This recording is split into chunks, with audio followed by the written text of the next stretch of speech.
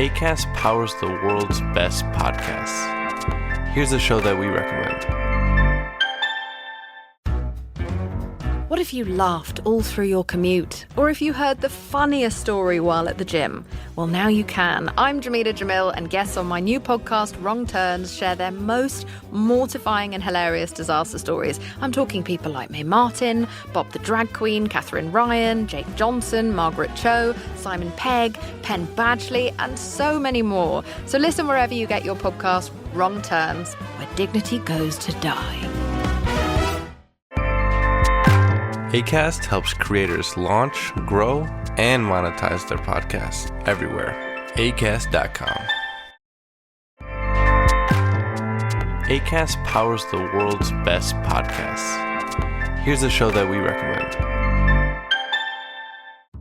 Chicago, 2011. A cop is murdered. Police and prosecutors swear they have the trigger man. He swears he didn't do it. How far will each side go to prove they're right? Like it's just one bombshell after another, you know, where you're like, what? The story of a PlayStation, a brain-eating amoeba, and the relentless pursuit of justice. Off Duty, out now. Listen wherever you get your podcasts. Acast helps creators launch, grow, and monetize their podcasts everywhere. Acast.com.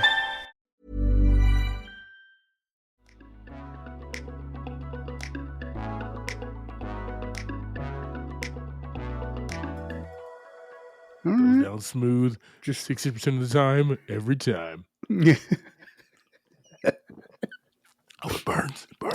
I have to tell you that's Goes one to quote I 40%. use like more regularly in my life than I would ever expected. So good. The 60% of the time it works every time. Every time. And then I wish I was always there with you, or you was always there with me when I use it for us to be like, that actually doesn't make any sense at all. Usually it's just a look like, okay. Your math is not mathing, bro. Yeah. All right, man. Dude, so a thought that I've had for a little while now is was it right or was it wrong for Mace Windu to be such a jackass to Anakin Skywalker and not give him the rank of master? So like he's a little whiny little bitch. The second movie.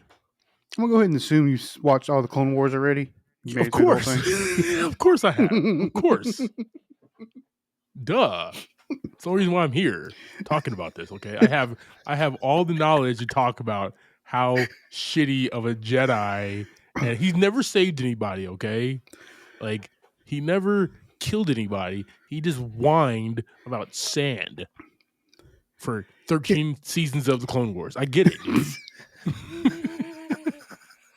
I didn't think a single fucking episode of that, dude. Yeah. I mean, if you're just, if you're just in the movies, then That's my world. yeah, it really looks like he was.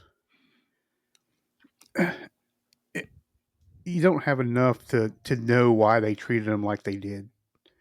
So he was a menace. He was a menace to the Jedi Order. The whole Clone Wars. But so like, okay, when you say menace, right?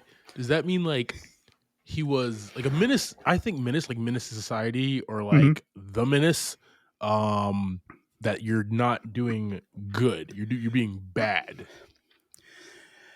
There was a very fine line there of what Okay. he did a lot of the times in the Clone Wars. Did he break rules or bend rules? Every episode. Every single episode. And he was teaching Ahsoka to do the same thing. Oh no. Oh no. So let me ask you this. Was it right in your eyes for them not to grant him the rank of master in ROTS? I mean, if you were on the if they council, can if you were feel- sitting there next to the dude at the strip club at the hologram, okay, you were sitting next to that guy, okay, because we all know he was at a strip club. We know. Of course. I mean, why else would you be on hologram and not in the Capitol? Not actually. Right? If you were next to that guy, right? What would your vote be? Give him the rank or deny him the rank? Well, I guess if you are like, if you're Yoda and you can feel the things in the Force, then you would know he. You're not Yoda. You're Javier, Jedi Master. Oh, so I would be able to do more than Yoda, is what you're telling me. I would know more. You have a vote. Like you don't have to see. It's like you're on a council with those guys. Don't they all vote and make a decision together? Or is it just Yoda goes, nah, we ain't doing it? I don't know. I don't know how the council works is my I question, don't either. Bobby. I have no clue. Okay, let's just say the council is we vote on it. Yeah. Right? And democracy wins. Mm-hmm. Okay. What is Javier Jedi Master rank 74? I don't know what that means. Vote. Is Anakin in or out? Based off of all your knowledge about all your Star Wars lore. He probably would not be in. So it's justified.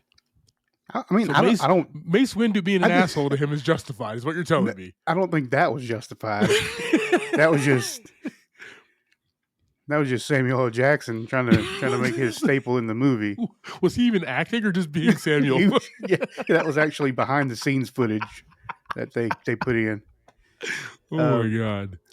Yeah, he was pretty wild. He was a pretty wild guy.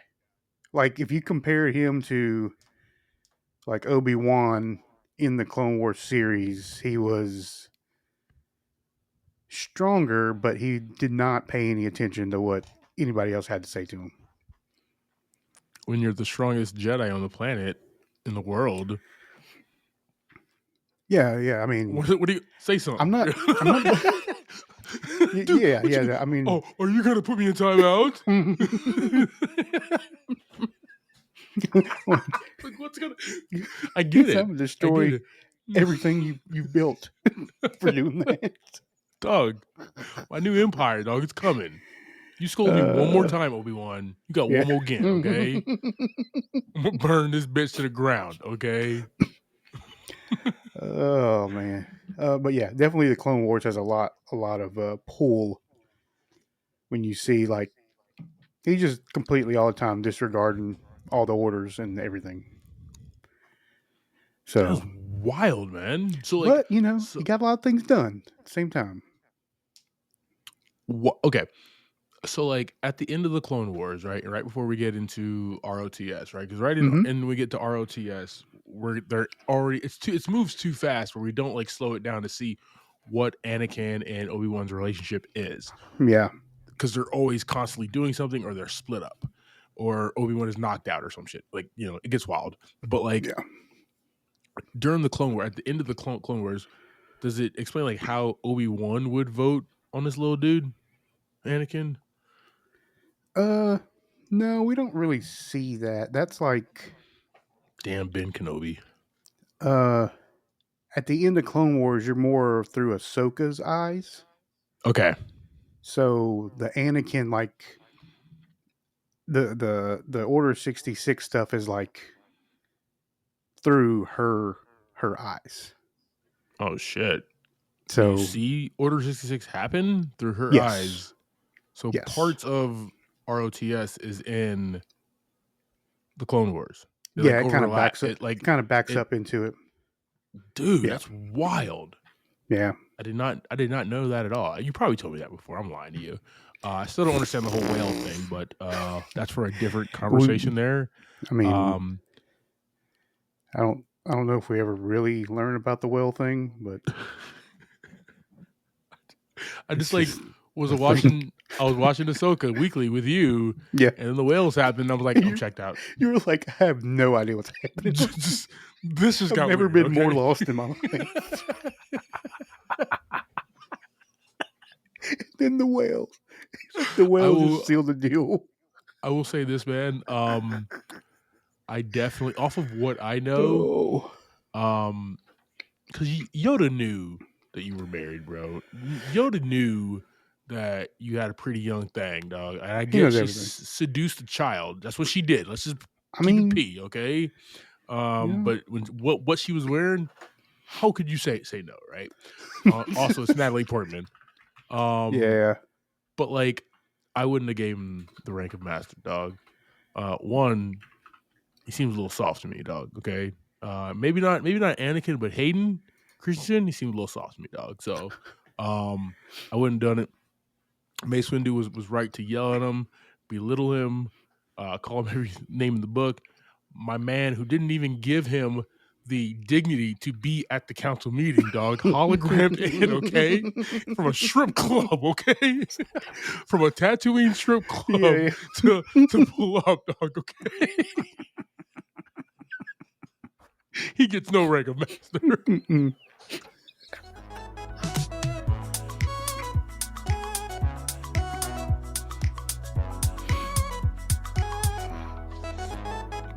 Welcome to this episode of Movie in a Pod. I'm Clyde Smith. And I am Javier Villalobos. On this episode, we're discussing trailers for Anniversary, Black Phone 2, and our movie of the week, The Monster Squad. No effects were added there. That was all me, guys. Yep.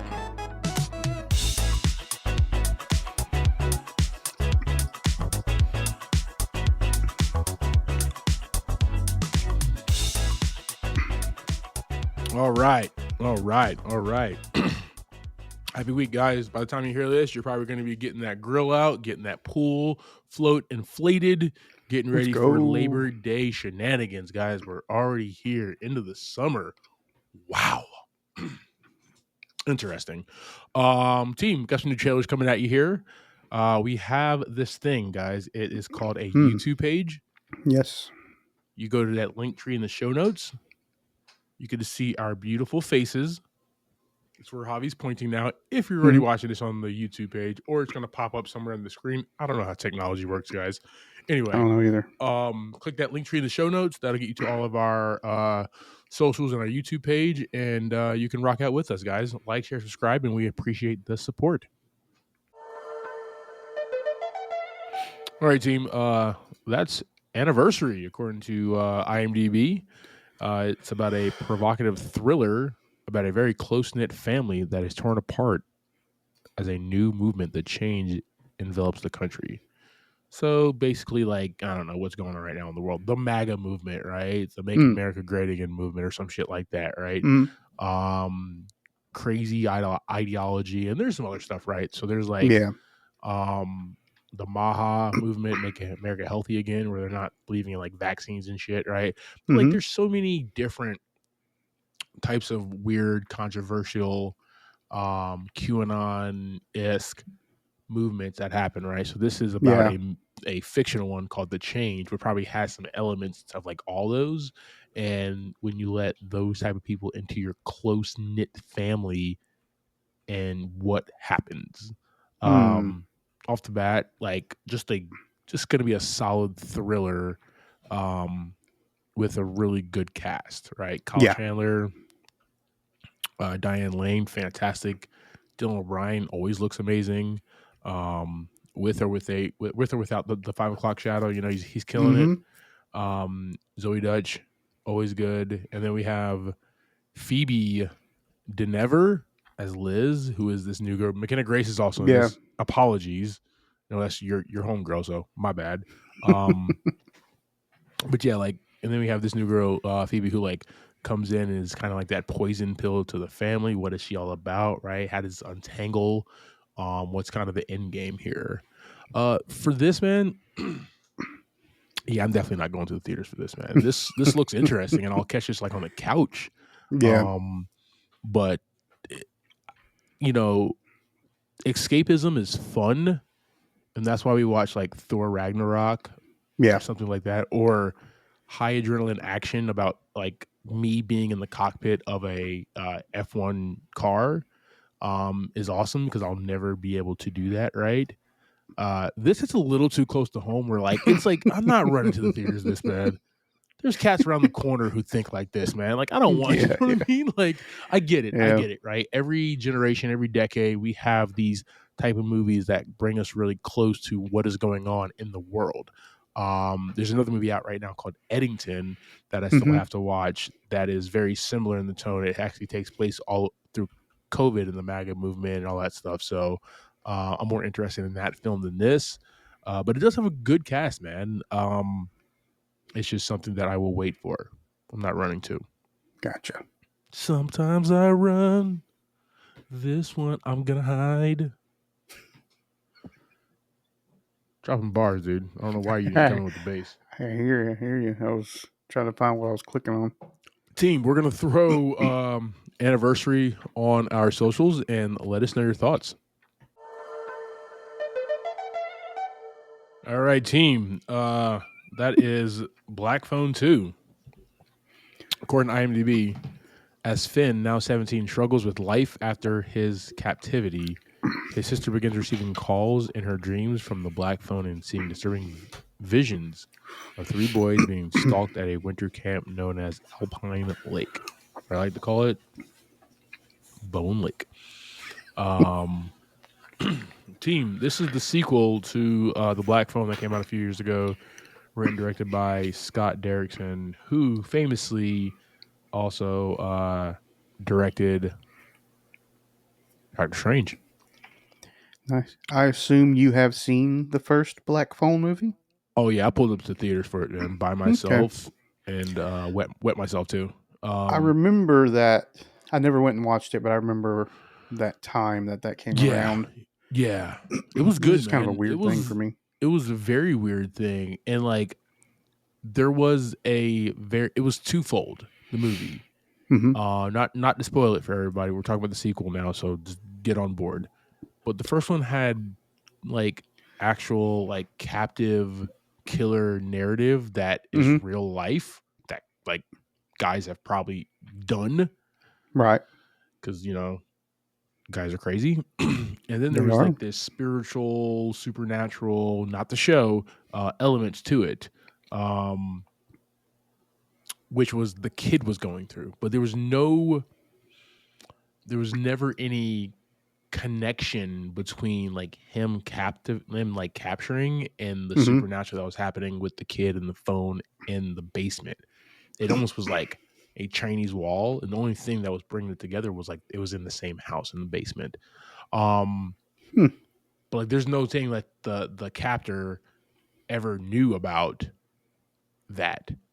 But this, I don't really know what the hell that movie was about when I first watched it. I had to watch it again and it made sense. This one, going into the trailer, it's gonna be the same exact thing. I'm gonna go to this movie. It's gonna be weird. It's really high concept horror thriller film. Right. But yeah, I'm pulling up for it though. Okay. Looks very fun, looks very freaky, and yeah, super excited for Black Phone 2. Yeah, like anything Scott Derrickson does, and I love anything that Ethan Hawke does. So yeah, I'm pulling up. I don't remember the trailer for the first one, but I don't think it was as brutal as this one, was it? It was not. It was not at all. It was like this it one was just more was about like like flat out him and nasty. his. It was more about him and his own like captive story. This looks like this almost seems like the studio was like, dude, we had a hit. Here's some more money. Go do some weird shit. Remember when Rob Zombie directed Halloween? And Halloween, everybody was like, dude, this is a fantastic retelling remake of Halloween. And we got like this really amazing, dope backstory as well for Michael Myers. And then they were like, here's a bunch of money. Go do the second one. And he made a weird ass film. I still enjoyed the second Halloween film that he did, but it was very weird. It was a different tone, kind of like how Tim Burton did Batman, and then he did Batman 2, and it was like he just made a Tim Burton film. That's what it seems like here. Obviously, without seeing the finished product. That's the vibe I'm getting. They just like Derrickson. You made money with this film. Here you go. Go have fun. Yeah. So, will it be in the same vein? Will it have the same scare and fun and lore? I don't know. I just know like it has people in it and attached to it that attract me. So I'm pulling up, bro. I'm gonna make it happen. Team, we're gonna throw Black Phone 2 on our socials. Let us know your thoughts. Did you see the first one? Was it your favorite horror film in the last couple of years? I can tell you, it definitely was mine. It was up there. Oh, okay. All right, man. Let's jump into our week's movie. You ready to do this? Sounds good. All right, dude. Super excited for this one, man. This is a childhood favorite of mine. I did not watch this August 14th, 1987 when it dropped because I Yeah. was 4 or 5 months old. I can't Same. count. But I will say I did see it a few years after that. Hmm. In my adolescence there. Team, we got the Monster Squad. It came out on that day. A few other films that came out in 87, The Living Daylights, The Untouchables, Full Metal Jacket, Can't Buy Me Love, Wall Street, Back on the Beach. And what the hell is this? There's some good Mannequin, flicks. Empire of the Sun. Yeah. Some solid Some flicks really, that have stayed around. Some classics there. yeah. The Lost Boys. Hell yeah, dude. Yeah. Yeah. So some really good, solid flicks that happened in '87 when we were born. That was a good year for movies, man. Just a damn Mm-hmm. good year. Also, '94, a really good year for movies as well. We'll talk about that at a later time, guys. 94, you said? Yeah. Oh yeah, dude. Make a note here. Just make a note. I'm not making a note of nothing. I'm just clicking. It's my job keys. to make notes and remind them, guys. Team, Monster Squad is written by Fred Decker, or directed by Fred Decker, written by Shane Black and Fred Decker. We had a $14 million budget and has grossed $3.8 million at the box office. 87, dog. That's like in-game worthy right there. Yeah. Adjusted for inflation. Adjusted down for inflation. Starting this, we have Andre Gower as Sean Crenshaw, Robbie Kiger as Patrick Rhodes, Stephen Mocht as Detective Dale Crenshaw, Duncan Rager as Count Dracula, Tom Noonan as Frankenstein's monster, Brent Shalem as Horace, Ryan Lambert as Rudy, Ashley Bank as Phoebe Crenshaw, and Michael Faustino as Eugene, and like 20 other people within this town. And character list. You know what I just realized by scrolling down a little bit more through the cast? Like, this is such an 80s movie. The black guy dies, man. Damn black guy dies. Good God. He said he was a good cop, too. It happens. Go ahead and give us a quick synopsis of this film, man, so I can cry for the next 20 minutes. A group of friends dubbed themselves the Monster Squad and go into battle against a gang of monsters in order to save their family and friends.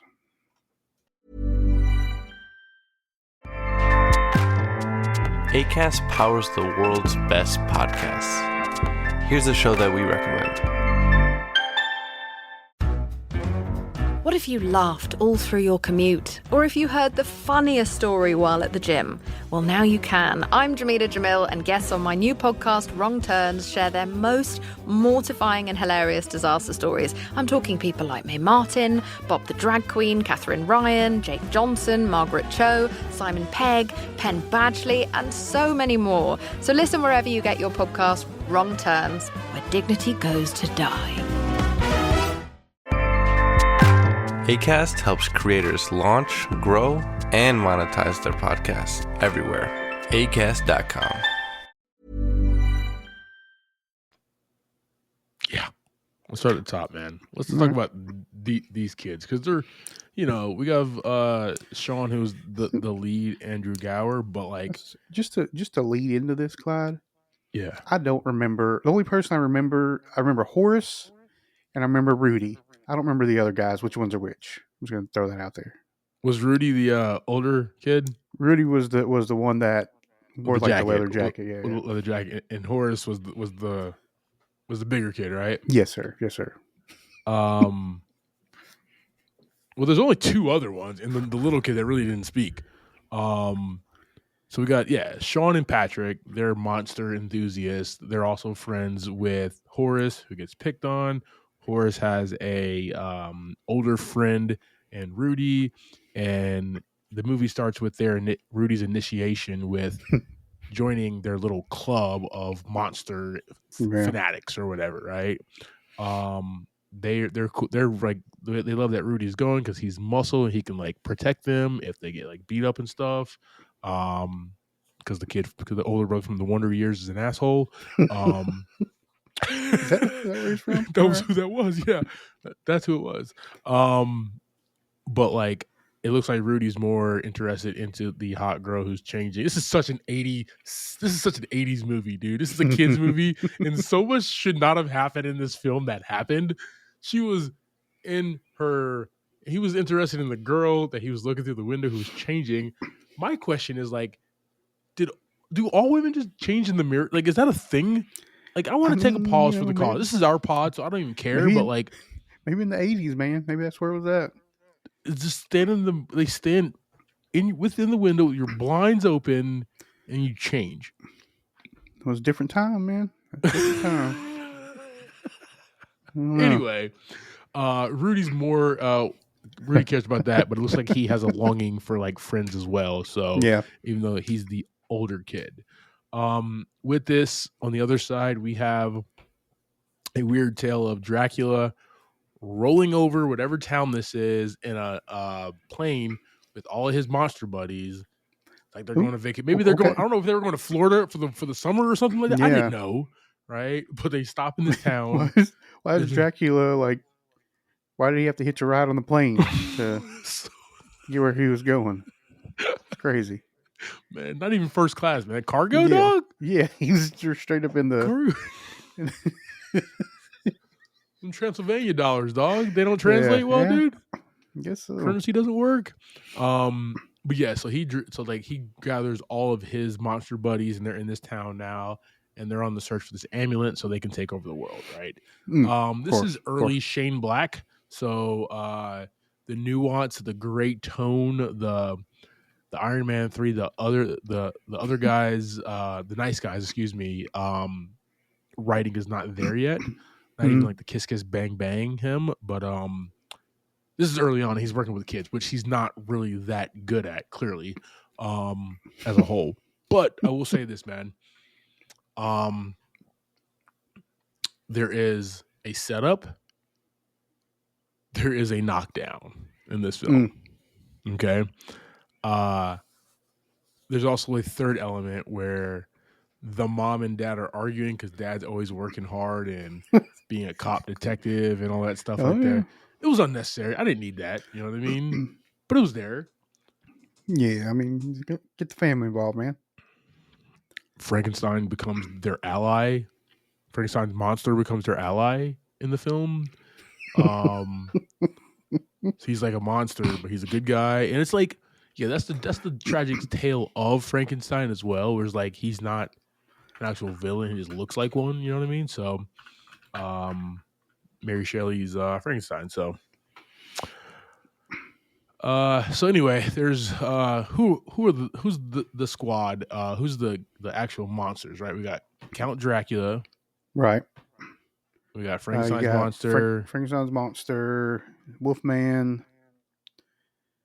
And then the Gill Man. The Gill Man. The mummy. Why is it called Gill Man, not the Fish Man? I guess the Gill Man, the creature from the Black Lagoon, the creature is what it's also called. Right. And then the mummy, which was obviously the worst monster in the entire film because didn't even make it to the final battle, okay? Didn't even make it to the final battle, dude. Man he was trying to get there. He was hurrying. He wasn't fast. Giving it all I got, Captain. Yeah. I just don't have the power. Tried to hitch a ride. They were like, "Nah, we're good. Yeah, we're good. This Jeep is full." Sounds weird about this. Yeah, this is wild. Let's talk about this, man. This is an 80s movie. It's a low budget 80s movie, but like for the 80s, man, like for me, the effects were actually kind of dope. I like how Dracula changed. I liked how like when the Wolfman changed. Obviously, Teen Wolf came out like a year or two before this, so like they already had that down pat, so they can use that same exact tactics. The Fishman, the Gillman looked really good, actually really good, man. But like the only person I really couldn't like get down with, Dracula was kind of square, dude. He had a good squad. Like out of everything that was going on, and him being like the head monster, he he just looked a little too like cartoon Dracula, right? Yeah. Yeah. Yeah. I He was wasn't thinking the really exact scary. He just same looked like a thing. dude with some makeup on. You look too good to be Dracula, dude. Like you were like, if you just wanted to like chill at night, dog, you could have picked up some ladies. Yeah. Actually, the ladies that you had in the closet that you turned to vampires, your vampire wives or whatever, like you just could have hung out at the sipping I'm about to say sipping shit. That's not a good place to go to. That The sip and sounds slice. I don't know where you get pizza and ices. I don't know what the 80s were about, dude. I was there for 3 years. Okay, don't want to go to the sip and shit. Okay, Yeah. you could have went there and like picked up those girls. You didn't have to like put them in. They would have been your wives because you're a good looking Yeah. dude. You're too good looking to be a monster. Okay, that's the problem right there. Mm. Yeah, he was not believable, and he was actually like my least favorite character in this film, other than the dad detective. He was also a dick. I have strong feelings tonight. about. I have strong feelings about this movie. Okay, I've seen this a lot. I know. I feel it. My one question is like, okay, so when they became friends with Frankenstein, right? Mm-hmm. The montage was cool, right? Because they had to get ready for battle. Yeah. But like, where were they walking off into the sunset to? I mean, like at the end of the montage, if you remember, I mean, it was an orange sunset. They were walking. When you watch this movie the first time, I'm sure you were like, "That's pretty awesome." Okay, you're actually at 7. I did say it was awesome. I said I want to be in that group, dude. Yeah. At 38, it's a little different. Yeah, at 38, you're like, "Why are I got questions about where we're heading." Nobody's driving by this like 7'10" Frankenstein monster looking dude. I mean, with a bunch of children. Made his rounds really easily through this town. He was around town, dude. Yeah, he was hanging out at the sipping shit. Okay, like he was. Oh my gosh, dude. Yeah. All right, dude. It was the 80s. It looks low budget but fun at the same exact time. It's definitely like a lower budget than like the movies like Stand By Me, which I talk about in my review. It doesn't look as good as Goonies. But like they did what they could with $14 million, right? So yeah, I mean, it definitely looks like it looks. It's not scary enough to be like. I feel like for it to be like a horror film. Yeah, but it's like it would be just weird enough for kids to be like, this is kind of weird, this is kind of creepy, stuff like that. And I think that's where it hit when it came out for the most part. Yeah, like when I watched it when I was like 7 or 8, dude, I was not afraid of this film at all. Like it was just light enough for me. I did like there's a lot of elements in this film that like make me scratch my head and be like, ooh, they definitely couldn't do today. Like just throwing around like, are you a virgin? Are you a virgin? Like that's like, and then they look at like the little girl and they're like, is she a virgin? Y'all are asking? Y'all are asking for one? Yeah. Wow. Yes. 80s, I mean, man. you're gonna get that. We've got that with pretty much every movie we've watched from this time frame. Was like not Buckaroo Banzai, dude. That was a clean film. They can make that film today. Okay, just big bootay and all. Okay. No, we got Jeff Goldblum in a cowboy outfit. Hey, we're golden, man. Yeah. All right, I do have a theme here. It's not a good one, but it's a theme. All right, man. Sometimes it's best if you like actually listen to kids. They can stop the apocalypse from happening. Okay. No, they did, But like the the army only came problem a with that little is- late at the end. I think the only problem with that is kids lie a lot too. I don't have them, so I don't know if kids lie. I've never encountered a child before in my said, life. I've never asked for So advice. I don't have any. or I have no frame of reference for this statement, Javi. Okay, for me, children tell the truth. Okay, at all times. Okay, Fair enough. believe them. Okay, Yeah. or if you don't, like the army showed up super late, dog. Like okay, so this movie was $14 million. Okay, 11 million was just that army scene. So I think I missed this somewhere. Where the army, like, I figured the army was called, just via context clues. But was there an actual scene like where somebody So contacted? Because I missed that. So when you rewatch this film this weekend, because I know you are, because it's that good, the littlest kid is writing a letter to the army, is what he's doing, and we see him mail it. I think like Frankenstein actually drops it in the mail. Yeah, And this they letter obviously get made it to makes the it all army. the way. Clearly not enough time. Like within like a day, if that long.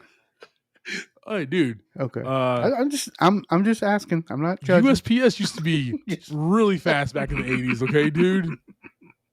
It was top notch under Bush Sr., okay? Pick it up in the morning, deliver in the evening.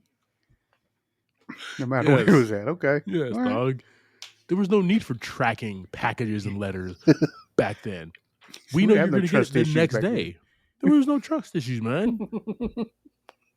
If you're in Boise, it'll get to New York in 6 hours, okay? Yeah. I worked for a company called Wells Fargo. Their mascot is a stagecoach, dog. That's what they use, okay?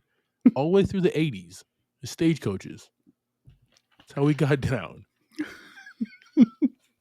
Yeah, the letter came in like, but like clearly the letter didn't get there in time because the army showed up at the credits. Yeah. Listen to kids, guys. Listen to kids. Good times. All right, team. That's our conversation about 1987's The Monster Squad. JV, give me your thoughts and ratings on this, man. I'm gonna be real vulnerable right now. Oh wow! Are we in the trust tree? Yeah, we're in the trust tree. I didn't actually watch this movie for the first time until like my late 20s. That's fine. I think I made you watch this. I think I made you watch this at one point. I don't think you did. I think it was just like I don't know. I think it was a thing where I was like, the Monster Squad. I saw something. I was like, let me just see what the Monster Squad is. Okay. And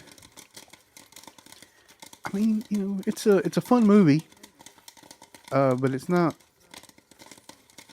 something I attach myself to in my late 20s. It's not Buckaroo Banzai. I get it. I get it. No, I think for the time and the money and kind of what they were going for. I mean, they pretty much hit what they were going for. I feel like kids movie, something that everybody can family movie they can kind of sit and watch and enjoy some creatures from movies that the Black Lagoon. Yeah, the Werewolf Man, all that stuff. You get to watch all these different characters come together in one movie, which is really fun. It's like Voltron, but for monsters. Maybe that's what they were trying to do, man. I'm gonna shut up now. I'm so sorry. Voltron for monsters. Okay, we can. I don't know what to say after that, Clyde. I'm not gonna lie. I'm kind of speechless right now. Victory! Yeah, I'm gonna give this one 3 buckets of popcorn, man. I mean, I enjoyed the watch, and I've watched it before. Like I said, so when you told me about it, I wasn't like, oh no, but I didn't attach it to myself the same way. Yeah, I feel you. I did attach myself to The Lost Boys. Oh, that's a dope film, man. Very also much so. Came out that year. Exactly. Which is like a more adult this was like elementary, and they had like one middle schooler. Yeah. Lost Boys were like high school and like older kids. Yeah. Yeah. I kind of attached myself more to those monster movies more than like the Draculas and the stuff like that. This came out a month before the Monster Squad. It was a monster summer. Oh. Yeah. So yeah, 3 buckets of popcorn for me this week, man. What about you?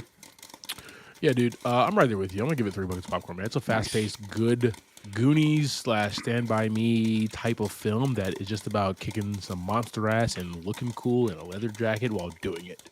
That's what this film is about, man. And that's it. That's all I really have to say about it, man. It lives. There's scenes of. I remember like trying to write a sequel when I was like 10 to this film in my spiral notebook. Let's finish it, dude. I mean, I don't know where that notebook is, but we'll see. I don't know what a sequel would be, man. You've already destroyed all the monsters. What other monsters are there? I mean, Godzilla? there's all kinds of monsters, man. You know what? We'll rewrite. We'll start writing Godzilla pick it up. monsters. We gotta figure out a different monster. Fine. We'll do Stitch from Lilo and Stitch. We'll turn him into a monster or something. Okay. He already is. It's like the Monster Squad is going to turn into the Alien Squad or something like that. Who knows, dude? I got some ideas. Sounds But yeah, awesome, I give this one 3 actually. buckets of popcorn, man. It was fun. It was cheesy. Yeah. It's a good time. It's definitely an 80s film. And it's just something that is very nostalgic for me as like one of those first films that I can like attach myself to and be like, dude, this is the movie for me. So yeah. That's kind of weird, man. Like I said, I attach myself to Lost Boys. That's how I feel about that. That was like one of the first scary movies I watched that like made me kind of freaked out by Kiefer Sutherland and all them guys. Yeah, they were sexy vampires, dude. Yeah. You know what I mean? Yeah. And There you go. we have different tastes, man. You know, That's probably why I like Supernatural so much. And that's probably why I hate Supernatural There you go. so much. Thank you for subscribing to this week's episode, talking through the Monster Squad. Next week, we'll be discussing some famous movie clips presented by Clyde because Javier is taking some long-needed PTO from me. I don't know. He keeps hating on Supernatural or some shit. I don't know, guys. We will be back in a few weeks. Like always, I'm Clyde Smith. You can find me across all socials. I am Clyde D. Smith. I am Javier Villalobos. You can find me across all socials at Mr. J8200. Thanks, guys. Appreciate it. Remember, always pack that garlic.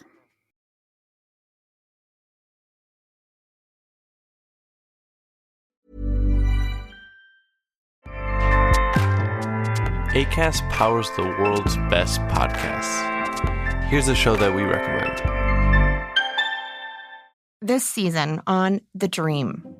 Supplies are being provided by nurses who run out in the middle of the night and purchase diapers, but the hospital is still charging as if they still have these items. We are digging into every topic we've ever wanted to cover on this show. It's a spinning plate analogy. The second that you stop spinning those plates, that crashes. So you can never stop working. The Dream Season 4 comes at you weekly starting Monday, January 20th.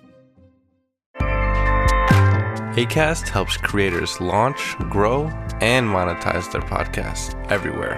Acast.com.